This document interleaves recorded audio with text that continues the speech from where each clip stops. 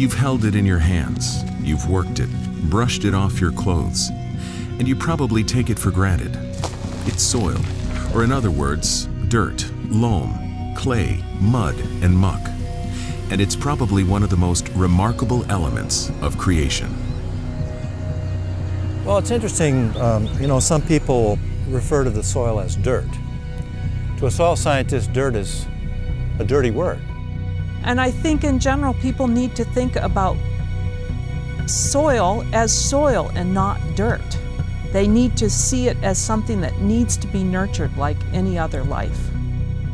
The wonder of creation, soil, the foundation of life, on this day of discovery. Soil.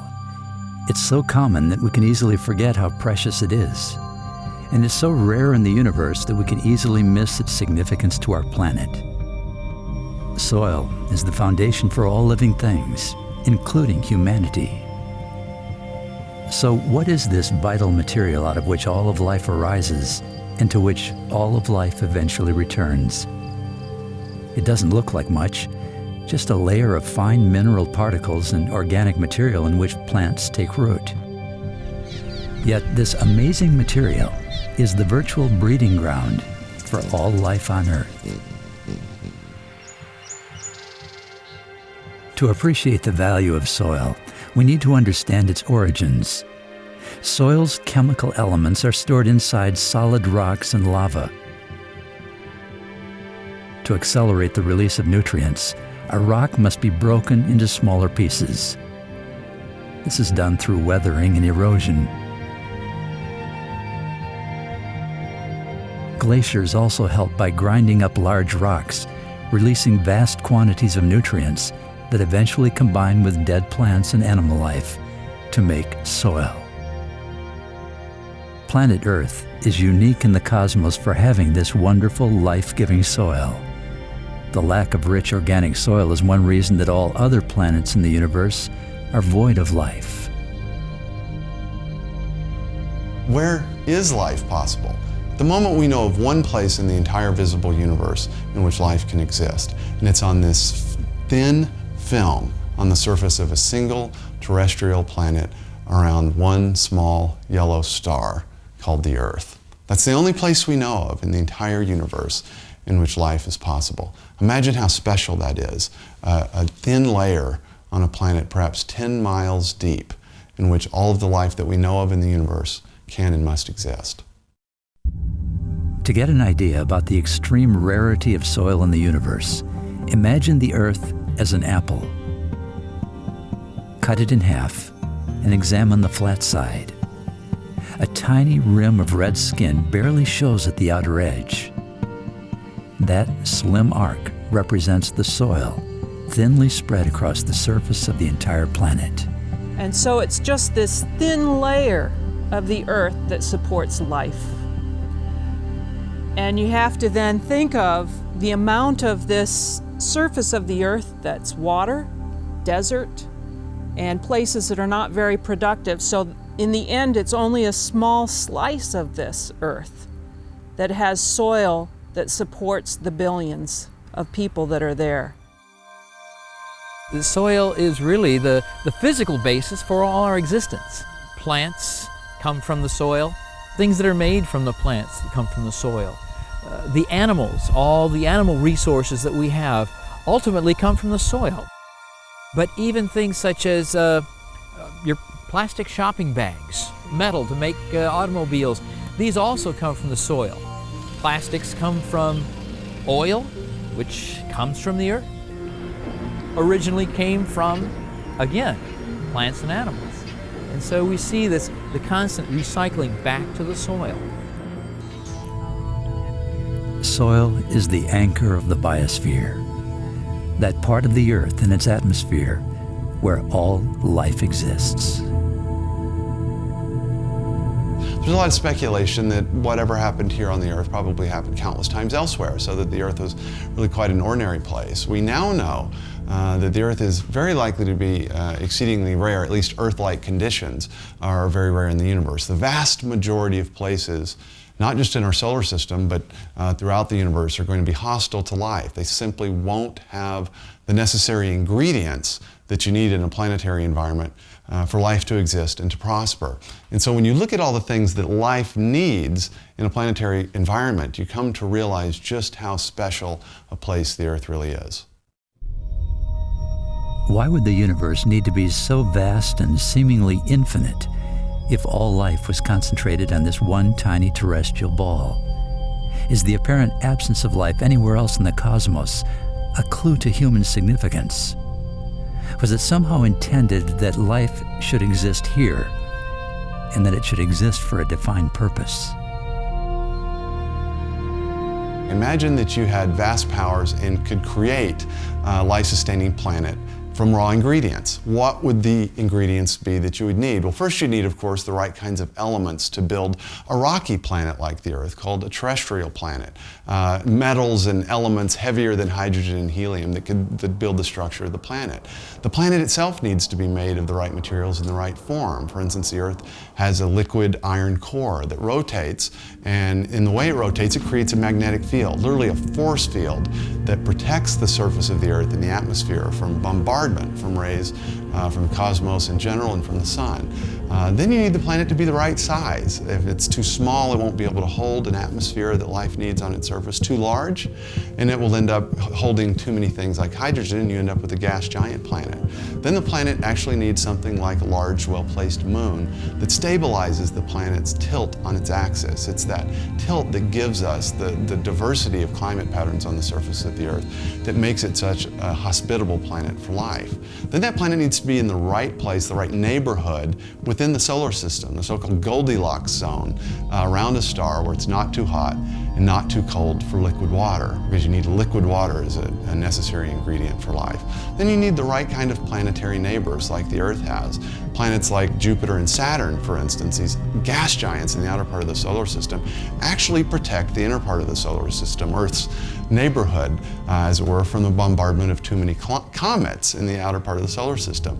Then you need to be in the right kind of galaxy. Our home galaxy, the Milky Way, is the right age and size to have the kind of elements, materials that you need to build an Earth-like planet. And then you actually need to be in the right neighborhood within the galaxy. You don't want to be too close to the center of the galaxy, which is very dangerous, or too far out on the edge where there aren't elements for building an Earth. You have to get all of these things and many more just right at the same time and place to build a single habitable planet like the Earth. What are the essential conditions required to support life? First, moderate temperature. Second, a continuous supply of energy. And third, essential chemicals. To moderate temperature, water and the layer of atmosphere surrounding the Earth protects life and produces a cycle of rain and evaporation that controls temperature changes like a huge central heating and cooling system. Then to support life, continuous energy comes from the sun. The sun warms our planet and sustains the food and fuel we burn. Living organisms also need a variety of the essential chemical elements like carbon and nitrogen to survive. And the Earth's soil is a storehouse of these essential building blocks of life. But water is by far the most important ingredient for life. That's in part why the science academies of the world spend billions of dollars on the search for water on other planets. Without water, there can be no life as we know it. Without a constant recycling of water, Earth's temperatures would be similar to those on Venus and Mars, too cold or too hot for life to exist. But for water to recycle, it needs a place to be absorbed and then released slowly to evaporate. And the only places that can happen are in oceans or in the soil. On Earth, water absorbs the sun's energy as it evaporates into the vapor phase. Vapor and warm air rise near the tropics and sink near the poles. This causes winds to blow. Winds move vapor toward higher altitudes where it releases the absorbed energy and becomes rain. This constant absorbing, releasing, and redistributing of solar energy by water is called the hydrological cycle, Earth's enormous circulatory system. But without soil, there would be no hydrological cycle. Water would constantly evaporate and never stay on the ground long enough to break down organic material and feed living organisms so necessary for plants and animals to survive. The Earth's unique atmosphere, its water and its soil, make our planet a remarkable incubator and preserver of life. Because of the apparent uniqueness of life on Earth, some astrophysicists have proposed a theory, the anthropic principle. The anthropic principle states that the universe appears to have a purpose, and that purpose is to support life, especially human life, on this tiny speck of a planet. According to the anthropic principle, it takes a universe with all of its planets, stars, and physical laws woven together and fine-tuned to make Earth the living planet that it is.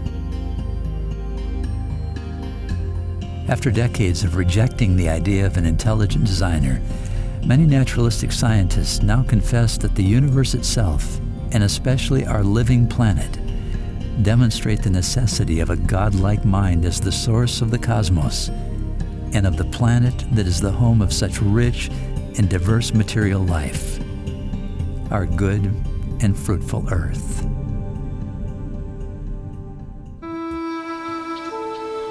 Perhaps no one appreciates the fruitfulness of our planet more than the farmer, who every day marvels at nature's life cycle. Through planting, cultivating, and harvesting the crops that provide for our food. The poets of ancient Israel often exulted over the wonder of life rising from the soil. The Lord waters the hills from his upper chambers. The earth is satisfied with the fruit of your works. He causes the grass to grow for the cattle, and vegetation for the service of man, that he may bring forth food from the earth, and wine that makes glad the heart of man, oil to make his face shine, and bread which strengthens man's heart. Psalm 104. And soil, with all its valuable nutrients, is the life and breath of our farm. There is no escaping that. We want to be a part of the soil. We want to touch the soil. I'd like to show you our soil if I could, and why it works. If you see all the density of our plants, it's very difficult to actually see our soil, see all the organic residue that's accumulated. And as we get down, you can see a earthworm hole right there. There's a little insect running. These would be pretty good size for what else is under the soil. That's healthy. You can smell the health of the soil. What's the recipe for this amazing, life-giving substance called soil? All soils are made up of particles of sand, silt, and clay. And those three elements make up all soils around the globe. It's the different percentages of these particles, in addition to organic material and water, that determine how well each type of soil can produce and sustain life. The small grains of this plant are exceptionally nutritious. They have almost twice as much protein as corn and a much better mix of amino acids in that protein. Understanding soil and its capacity to be fruitful is a major work of ECHO, an agricultural research center in Fort Myers, Florida. ECHO networks with people and agencies around the world to address the interrelated problems of poverty and hunger. The people of ECHO recognize that understanding the structure of soil is a key factor in addressing hunger.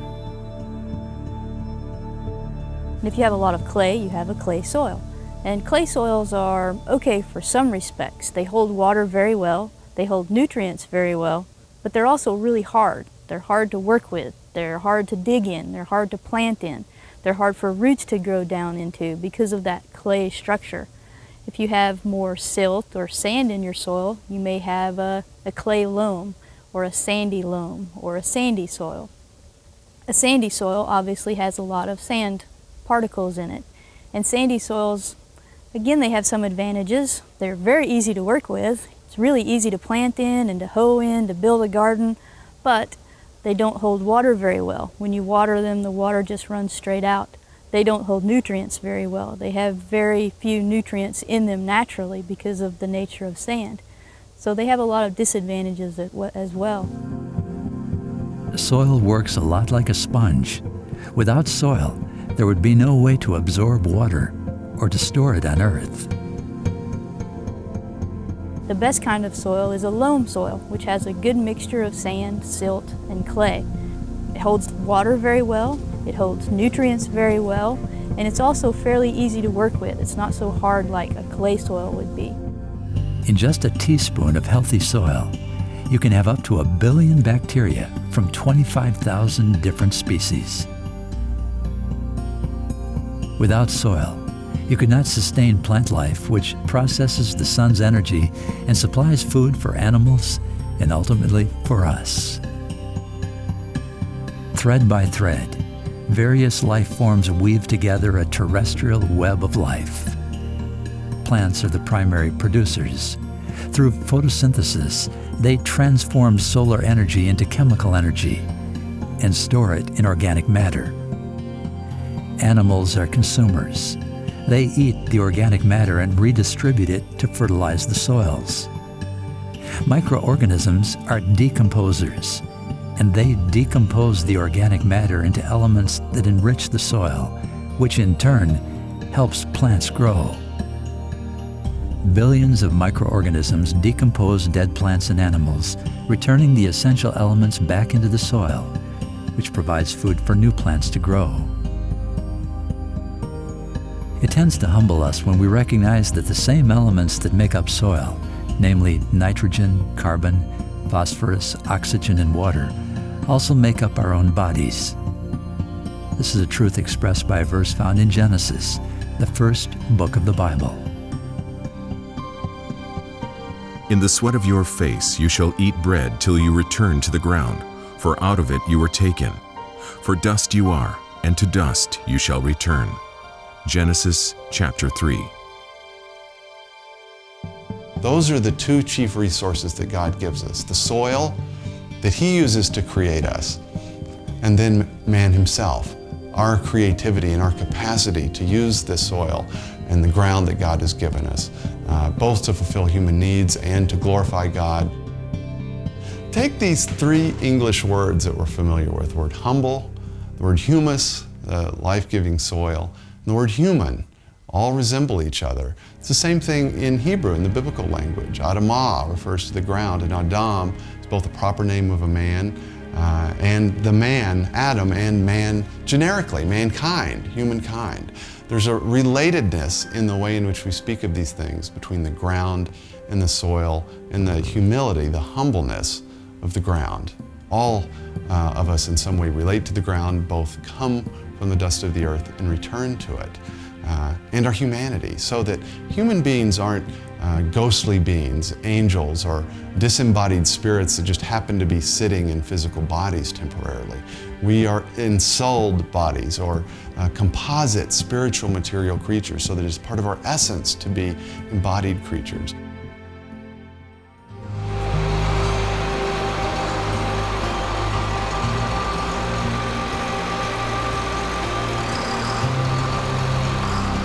I love the farm. Older I get, I think the more I love the farm. And seeing the crops grow, plant them and see them grow and go through harvest, and it's good. People like Dwayne and his wife are a vanishing breed.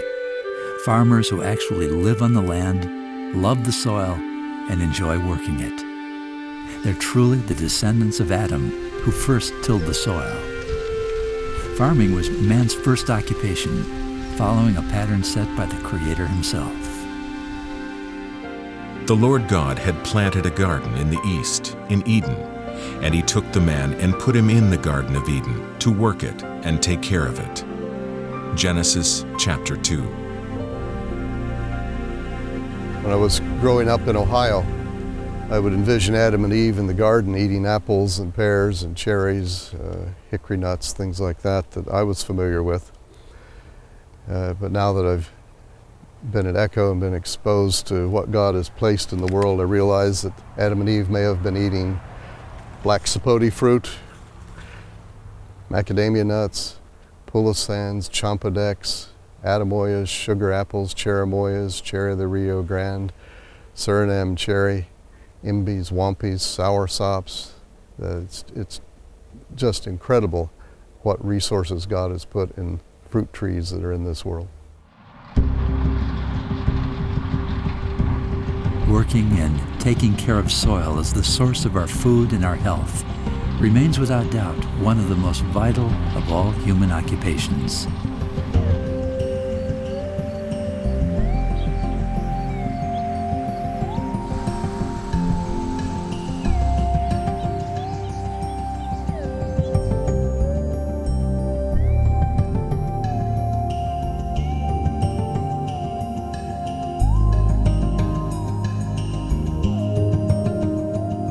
The variety, color, and flavors that burst from Earth's soil are amazingly diverse.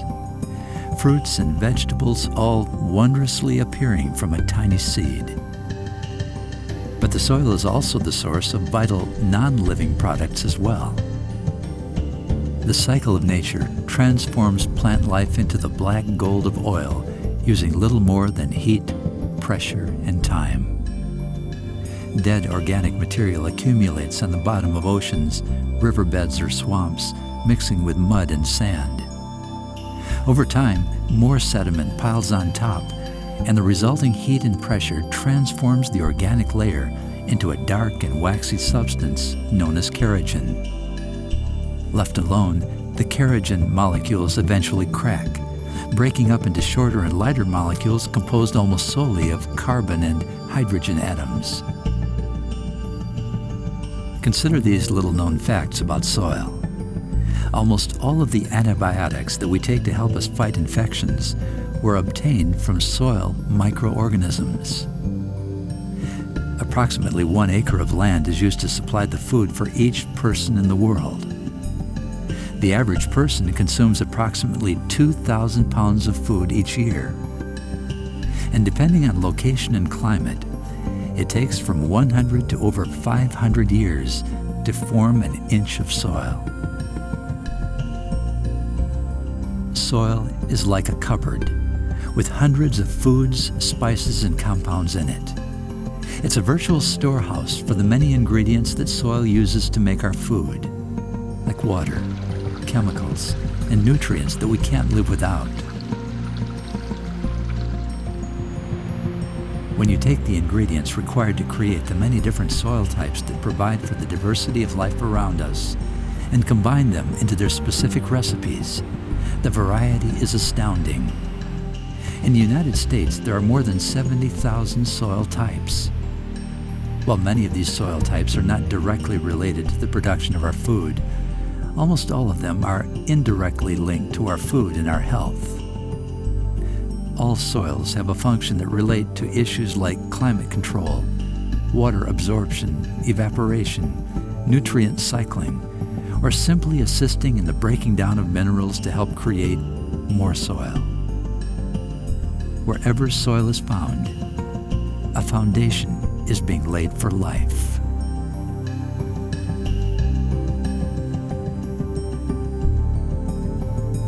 The many landscapes of Earth provide diverse environmental conditions, from very hot to very cold, from wet to dry, from gentle to violent.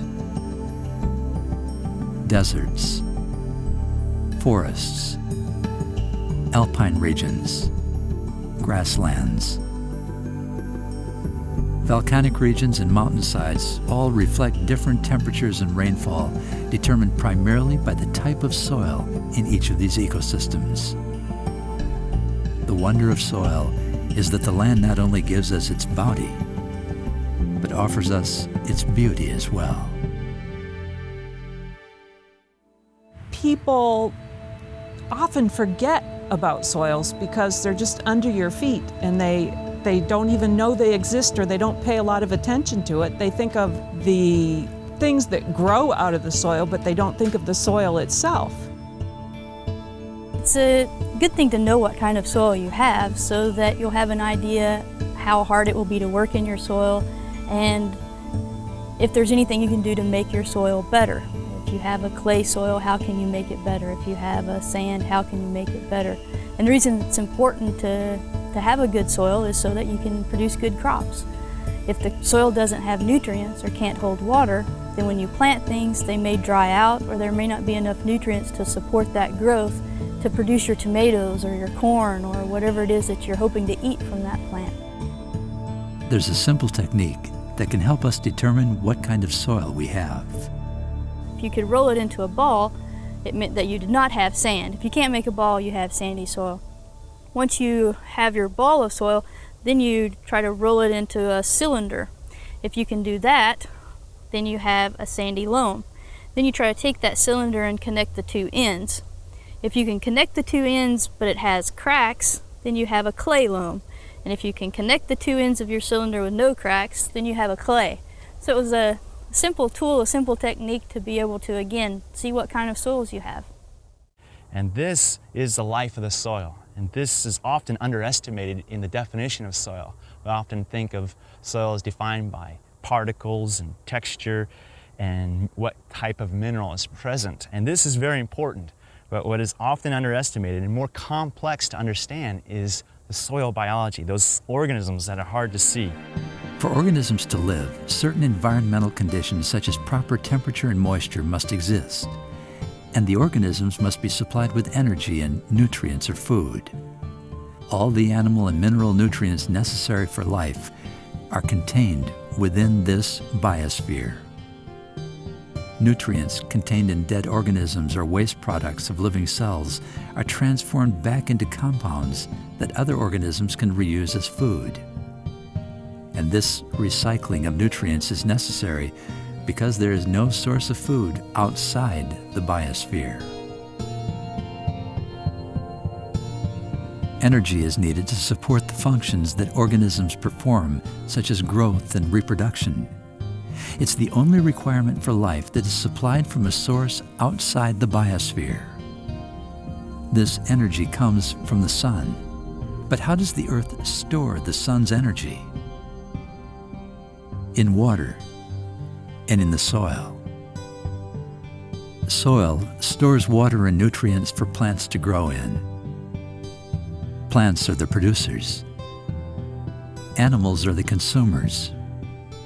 Microorganisms are the decomposers. They help dead plants and animals find their way back into the soil to replenish it with nutrients. And so the cycle continues. Life arises from the soil, flourishes, and then dies and returns to the soil. It's this foundational fact that gives meaning to the Christian funeral tradition of casting a handful of soil onto a casket and repeating from Genesis, "For dust you are, and to dust you will return." The soil provides both our womb and our tomb.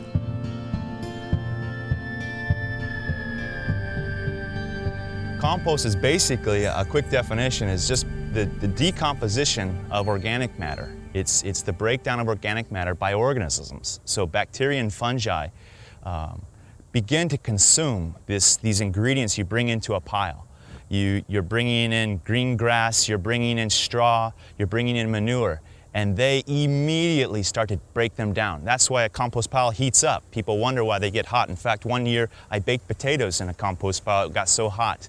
Nutrient cycling is an important part of understanding soils because nutrients in a particular ecosystem are found primarily in the dead litter that's on the ground or in the growing biomass or else in the soils. And each ecosystem, they tend to accumulate in one or another of those areas.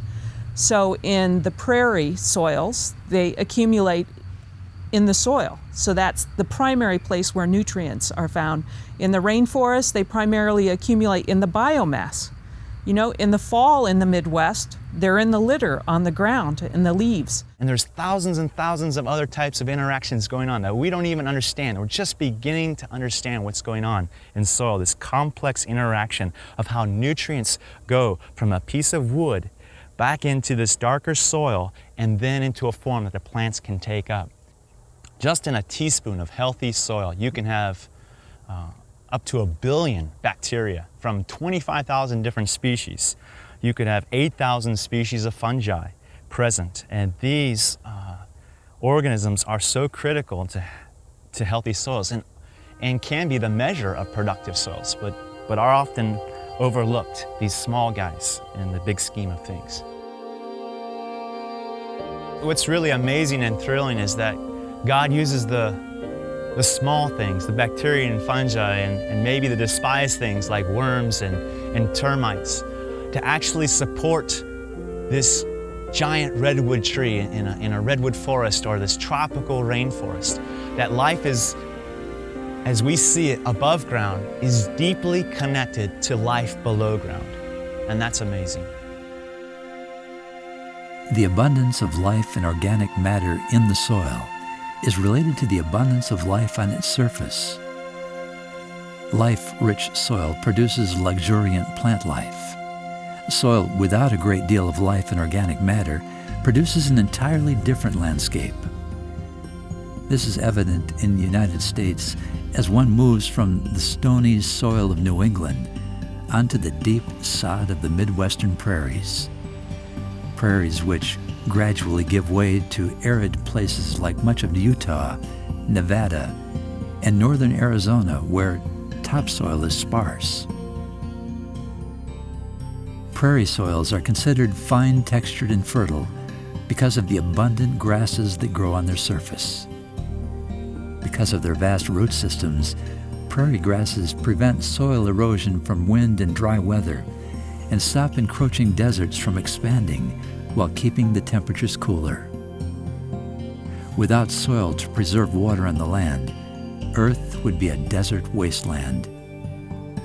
Without organic material and microorganisms in the soil to break it down, water would not remain on the land. That's why where there are no dead plants or animals in the ground, water is not absorbed and is lost through evaporation.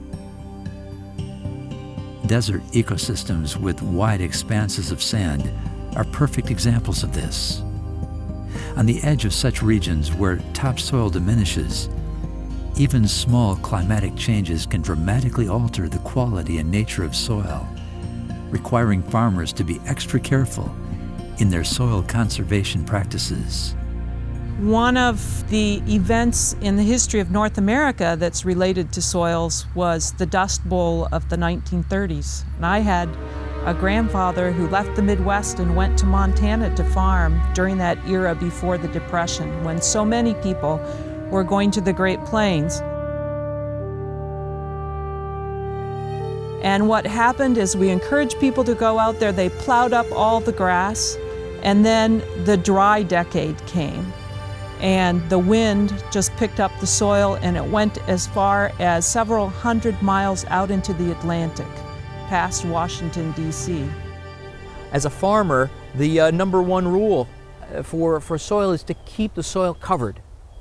This protects against erosion, whether the erosion be from wind or from rain or from water runoff of any sort.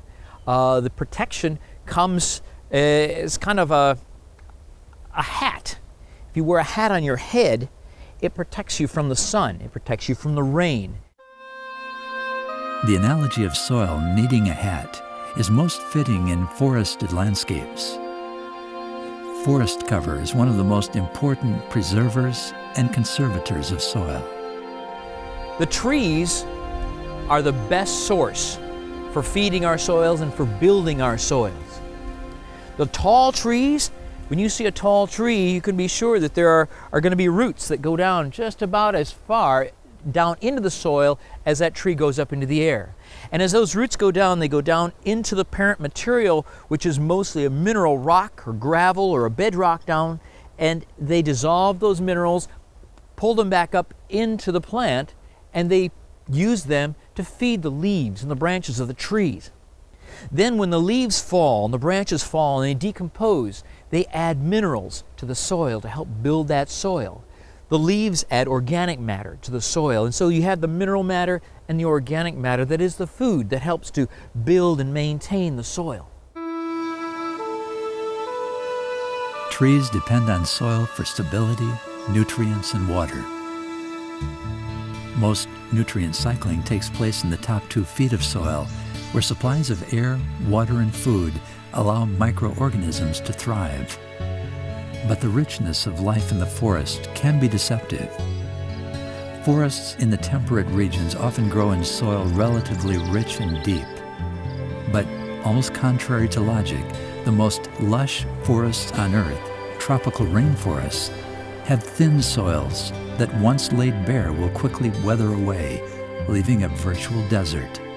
In comparison to the prairie, the rainforest has most of its nutrients in the canopy and all the growing matter. Now that's why there's a great concern about deforestation in the rainforest as opposed to places in the upper latitudes, because when you take that forest away, there are no nutrients left in the ecosystem, so it has a very difficult time ever coming back. It can't sustain itself once the forest is gone. Or you have some places like a desert where there's very little decomposition because it's so dry, and there's also very little growth. So you have very few nutrients altogether. So one of the challenges in places where people go in and irrigate in the desert is that soon the nutrients are gone because they're starting out with an ecosystem that has few nutrients to begin with. And soil is an incredible thing because what it does is it tells you about the history of a place. It tells you about the climate. You can see climate change if you actually look at the side of a soil cut. It tells you something about past vegetation. It tells you about the potential vegetation and agriculture of a place. So in a way, it's the composite of everything that's going on environmentally in that place. So this is a good representation of one. You can see the sand, the silt, and then on the top, the humus or organic content that floats. You can read soils in a variety of ways. One way is to look at its texture. In my house in Michigan, I have sandy soil, and when I first moved here, I had never seen soil like that before because I was from Iowa and Illinois where it was black and had a whole different texture. And this tells you something about Michigan and this place. So it's almost like reading a place. The blackness of the soil is one of the main measures of how productive and rich it is. And that blackness is a reflection of the humus that's there. And so we have like cacao or chocolate grown, and it's grown under shade. And so the Gliricidia leaves are able to come down and add fertility to the soil. And if you look in this soil here, you see it's really dark. There's a high concentration of organic matter, and it's beautiful. There's life in this soil.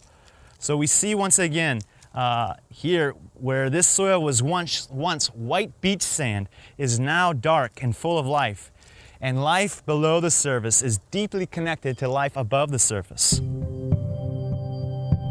In addition to creating trees and plants to protect soil, our Creator made soil to be a cleaner system that filters contaminants, oils, herbicides, and silt out of our waterways and purifies our water and food sources. The blessing and just the incredible creation that God created, just the way that everything works together and the processes that are in place of decomposition and minerals in the soil feeding plants and plants doing all these incredible things that are so complex in order to produce food to nourish us, and it's those things that we eat. Just when you think about all the interconnectedness and just the way that God created such an incredible universe that all works together, all based on dirt. One of the first commandments of God was for Adam to till and care for the soil. Maybe this was God telling us to pay attention to what's under our feet. If you look at the biblical view of human being stewardship over the environment, it provides a balanced view of our relationship to our natural world. Some think that the natural world is simply there for our use with impunity, that the only thing that matters is whatever human beings want to do. And the earth is sort of a sterile template that doesn't have any intrinsic value or dignity. That's not the biblical view, but the other extreme view would be that human beings are a parasite, that we're somehow an alien imposition and we're not really a part of the natural world itself. The biblical view is a perfect balance between these two things. God creates us along with the other creatures on the sixth day and draws us out of the ground from the dust of the earth. So from the very beginning, human beings are related to the physical universe and to the ground itself. God then gives us stewardly dominion over it, both to use and to till and to keep the earth, but also to preserve it and to exercise our wise stewardship over it. The biblical view of human beings' relationship to the soil, I think, balances these two unfortunate extremes. So what responsibility do we have to care for and to sustain what God has created? God creates us as stewards of our natural environment. He gives us responsibility both to use, but also to preserve the inherent dignity of the soil, of the earth. That's the biblical view of stewardship, in which we're a part of nature, and God creates us and draws us from the dust of the ground and calls us to work the ground, to work the soil. Nevertheless, because of the fall, we can damage it, we can harm it, both for ourselves and for the other life on the planet. But God gives us minds as well, and just as we can harm the earth and can harm the soil, if we study it carefully, if we understand the ways in which the soil and the life it sustains interact, we can find solutions. Our land care practices greatly impact what goes on in the soil. If we remove our crop residues, we're removing the food for the organisms, for those bacteria and fungi, which begin this whole cycle of bringing nutrients to the plants. They help out in a number of other ways through disease suppression and in soil water dynamics. And so having a healthy, productive soil with a full complement, a supporting cast of all these organisms present is so critical. You remove that food though, you have lower populations, and then you have to provide those nutrients in other ways, and then we become more and more dependent on chemical inputs and so forth. But God has put in place a system that is remarkably complex and thrilling, and we're just scratching the surface on what is actually going on there. It's important to know about soils because this is all we have. There's no new earth being created that we can go take. This is what we have, and we need to take care of what we have and be aware of what it is and what makes it better and what destroys it, so that we can be good caretakers of this little tiny section where we get all of our food from. I knew that all life comes from soil, and that we had to figure out how to help the soil get back to the way it was. And we thought there's got to be a better way to farm. The soil was totally sterile, was dead. Yes, we could grow 200 bushel corn an acre, and we did. And we have a plaque that says we grew 200 bushel corn to the acre. But things just didn't feel right. One of the things that inspired us to change our farming practices from a row crop type of farming, industrial farming, corn, soybeans, to an all grass-based farming system, it's a much healthier system. If we're to survive as a people and as an earth, we need healthy soils. There's no question, without a living, healthy soil, be no existence in the future. We went to the whole entire grass-based system, utilizing cattle. The cattle do the harvesting and the cattle do the fertilizing. We manage the grass and we manage the cattle.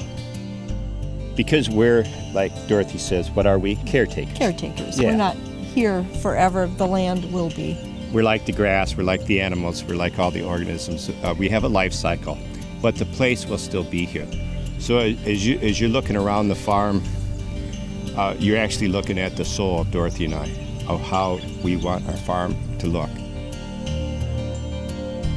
One of the things that we've done in an industrial food system is we've removed the animals from the land. So the animals are in feedlots in the middle of the country, and the farmers with their fields that could use that composted animal manure are on the periphery and miles away. And so we really need to start thinking about soil conservation, farm conservation, where our food comes from. Obviously really, really important issues as we go into this new century. Outside Grand Rapids, Michigan is the community-sponsored agricultural farm Trillium Haven. Their owners Michael and Anya Vanderbroek are raising pesticide-free crops without the use of chemical fertilizers for consumption by themselves and other shareholders of the 50-acre farm. Anya also enjoys teaching farm visitors about what they're doing. It's not just for us to use and abuse and use up, but that hopefully our children, and if not them, someone else is going to have this farm, and it's going to be able to feed Grand Rapids and feed the people around here for hundreds and hundreds of years, which is how, you know, like the Chinese had little tiny plots of land that they had for 7,000 years because they knew feed it and feed it and feed it, and it'll feed you back. You don't just use up your soil and use up your land. And so everything that we do in all our farming practices here, we want to increase the productivity and the health of our soils. We don't practice burning or intensive tillage. We're promoting those ideas, those techniques that favor an accumulation of life below the ground, because this is what supports life above the ground. ECHO analyzes local environments and their resources, whether in Indonesia or Siberia, and seeks to provide an inexpensive and successful program of sustainable food production. The world's poor often get the worst land, and the worst land in terms of farming is often steep hillsides. You're often far from markets. It's difficult to bring your produce and your crops into the cities to sell. But the other significant factor is these steep slopes, which are constantly exposed to rain, and when that rain hits this steep grade, it obviously has this effect of taking with it soil, and your lightweight soil, which happens to be organic matter, that decaying leaves and sticks and such, is some of your most important material in your soil. So to lose that is really hard for farmers, and so you often see the poorest quality soil on steep hillsides. There's several ways to minimize soil erosion on hillsides. One method you see here is planting the contour with tree species. It's a hedgerow of densely planted leguminous trees. And these leguminous trees do a number of things. They anchor the soil. They're a wall that when the water hits it, the water goes through, allows the water to go through and leave behind the precious soil. Then in the alleyways between your hedgerows, you're able to farm. And so when the water hits, it's just in this area here that you have a rapid movement. Then it hits that wall of trees and slows down. So this is basically a sand dune. So to stabilize it, we have just overlapped tires. In fact, tires make a very nice stair step to go over a steep area. The only reason we have wood here is so we don't catch our toe on it. If you didn't have wood, that wouldn't be necessary. It's working really well for us. It's just an incredibly steep slope of sand, and we've hardly lost anything from it over the 6 years that it's been here. Yeah, now is this a technique you could use overseas? Absolutely, because one of the big problems is disposal of tires. Not only are they an eyesore, but the rainwater it collects in them breeds mosquitoes, which means you've got dengue fever and yellow fever and malaria. So this essentially has taken several tires that are no longer usable for anything else out of circulation and put them to a great use. Through its global research, ECHO has discovered varieties of avocado that produce their fruit in each of the 12 months of the year. By grafting these varieties into local avocado seedlings, growers can have fruit all year long. The trees that we grow in the nursery at ECHO, many of them are sent overseas to missionaries or development workers who are in the field who are wanting to bring in some improved tropical fruit trees to their area, such as improved varieties of avocado or mango or citrus, or some things that have potential to be of great benefit to the people they work with but aren't yet in the area. So if we as an organization, as ECHO, can get high quality selected varieties of avocado into people's hands so that not just 1 month of the year we have avocado, but say 12 months of the year we have production, we've done a great service to that community. So we choose our main bud. On this one, we're going to choose that big one there. Let this flourish, just as this one has. Take off these side buds, and so it becomes our new tree.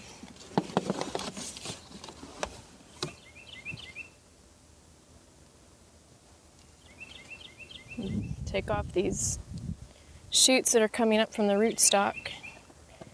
This one here was an example of how you would graft in a developing country where you don't have all the same supplies that we have here in America.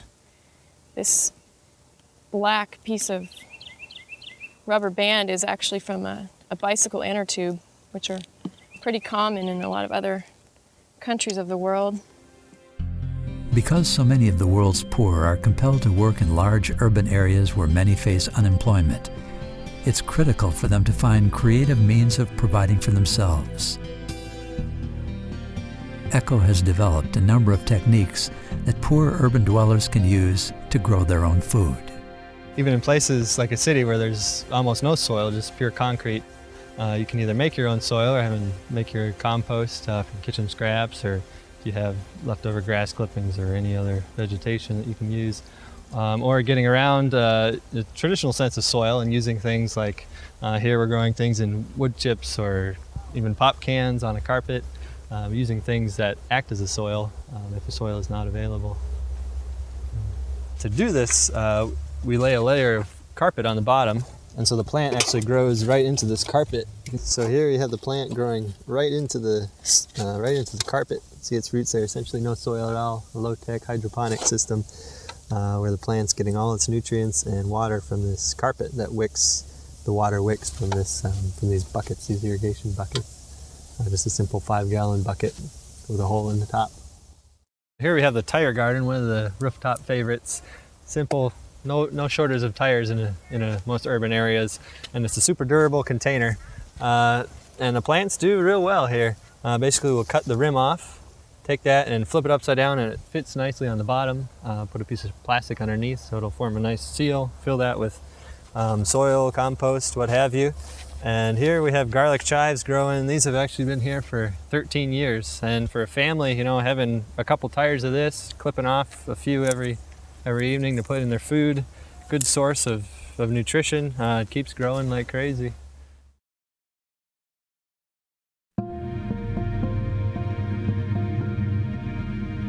God created the world and the universe good and very good in the beginning, and we're promised in the age to come not simply some angelic state of pure immateriality, but a transformed heaven and earth, a transformed physical world which is good in its original created form, is fallen and is groaning in travails until the consummation of the new heavens and the earth to come.